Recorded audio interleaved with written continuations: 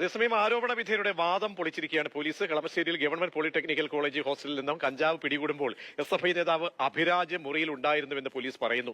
ആകാശിന്റെ മുറിയിൽ കഞ്ചാവ് പാക്കിംഗ് നടക്കുകയായിരുന്നു. വ്യക്തമായ തെളിവുകളുടെ അടിസ്ഥാനത്തിലാണ് അറസ്റ്റ് ഉണ്ടായത്. പൂർവ്വ വിദ്യാർത്ഥിയാണ് കഞ്ചാവ് എത്തിച്ചതെന്നും നാർക്കോട്ടിക് SC അബ്ദുൾ സലാം പറഞ്ഞു. അതുകൂടി കേൾക്കാം. ഒരു മാസമായിട്ട് നമ്മുടെ നിരീക്ഷണത്തിലായിരുന്നു കളമശ്ശേരി ഗവൺമെന്റ് പോളിടെക്നിക്കിൽ. വിദ്യാർത്ഥികൾ കുറച്ച് വിദ്യാർത്ഥികളൊക്കെ പുറത്തു പോയൊക്കെയായിരുന്നു. ഭൂരിഭാഗം വിദ്യാർത്ഥികളും അകത്തുണ്ടായിരുന്നു. പിടിയിലായ അകത്തുണ്ടായിരുന്നു, റൂമിലുണ്ടായിരുന്നു. അതെ അതെ അതെ അതെ പാക്ക് ചെയ്തുകൊണ്ടിരിക്കുകയായിരുന്നു അവർ. പൊടിക്കുന്ന ഒരു ചെറിയ മെഷീനുണ്ട്, ക്രഷർ എന്ന് പറഞ്ഞ്.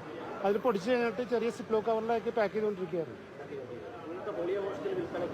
അതെ അതെ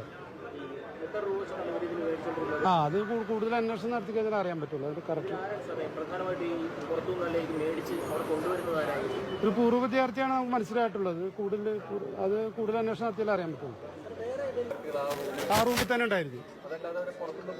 അല്ല അല്ല അല്ല അല്ല അവർ ആരാണ്? ഇല്ല ഇല്ല ഇല്ല, അവർ ആ മുറിയിൽ താമസിക്കുന്ന ആൾക്കാർ തന്നെയാണ്.